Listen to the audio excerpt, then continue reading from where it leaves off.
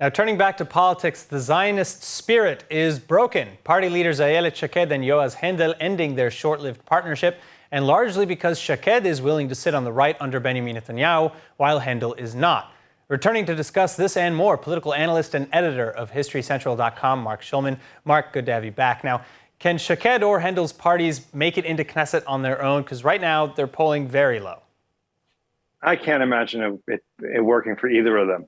I mean, Hendel was probably one of the best ministers in the government in terms of effectiveness in doing things.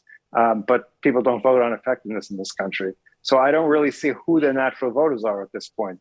Who's going to vote for Shaked? You might as well just vote for Likud if you want. I mean, she may or may not be competent, but no one really votes just for her, I don't think. And I also don't see who's going to vote for Hendel. I think neither of them are going to get in. I think they're all going to drop out, is my opinion. And I don't see, look, Shaked always wanted to get back into the Likud.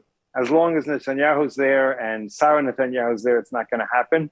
Afterwards, she at least has visions of going back into the Likud and possibly heading the Likud in the future. But right now, it's not about to happen. So my best guess, and of course it's only a guess at this point, is all of them are going to wait out this round and see what happens for the next round. All right, so with 5 days left before party lists must be finalized, do you think that Shaked's new right party will just join the Likud, and what would their voters No, want? they're just not going to run in this election. My opinion is the most likely. They're not going to join Likud because Likud won't take them at this point. So most of I don't even know who their natural voters are, quite honestly. It's not at all clear. There's been so many ups and downs and mergers and lack of mergers on that side. So it's very hard to see who their natural constituency is right now. So my guess is they're going to fade away for the moment. But again, Israeli politics is a strange thing. And until that last minute, we won't know for sure. All right, so while Yamina and Derech Eretz are dividing, Labor and Meretz are in talks to unite. Prime Minister Lapid says that they need to do it to prevent either one from dipping below the electoral threshold. Why is Labor seemingly resisting? Because Merav Michaeli has an obsession that she's going to build back Labor to be what it once was, the governing body, the Labor of the Rabin, the Labor of Ben Gurion. And it's an obsession that just isn't going to happen. I'm not really sure where she got it from, but that's the reality right now. And she is afraid when she merges with Meretz, she'll lose that identity, which she will. There'll be one left party, which makes a lot of sense at this point in the country. She argues correctly that the merged two parties together will probably get less votes than the individual parties, because some people are voting for one or the other just because the Gewalt vote, as we call it, the people who are afraid that they might drop below the threshold. If they're not going to vote for the threshold, people might vote for Lapid instead. And so therefore, the total number of votes they'll both get will decrease. However, the block will not decrease, and there won't be a chance of them separating. I mean, I think it's a very poor decision on her part not to merge. But I understand. I mean, not that I understand, but I recognize her obsession with keeping Labor separate and hoping to bring back the glory days of the past. All right, well, what about the Zionist Union Party, for example?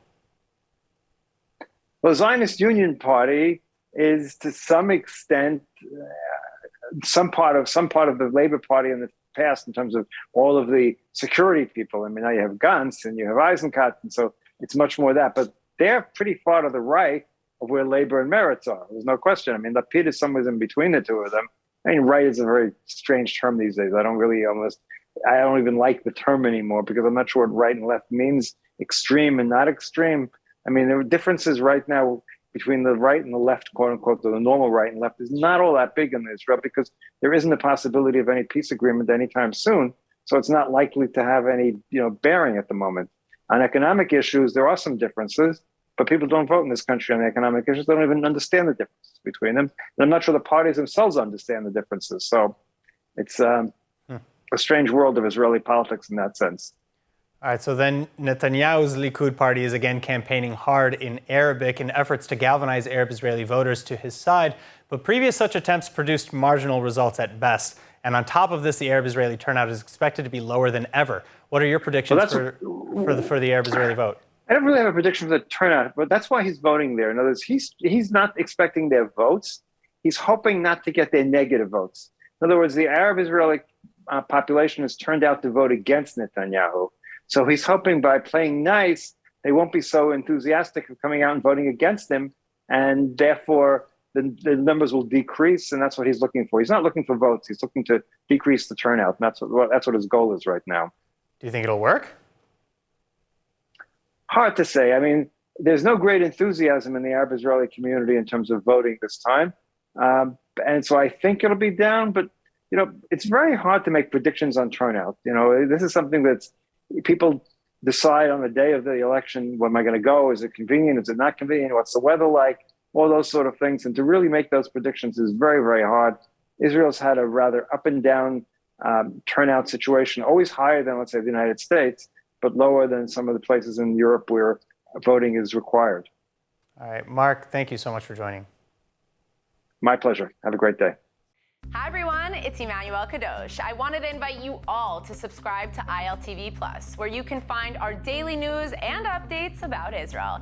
And not only that, but live feeds, entertainment, our kosher food show, and so much more. Needless to say, your subscription to ILTV Plus helps us grow and create more content while also supporting the state of Israel. Our app is available on all platforms and devices, so I'll see you guys there.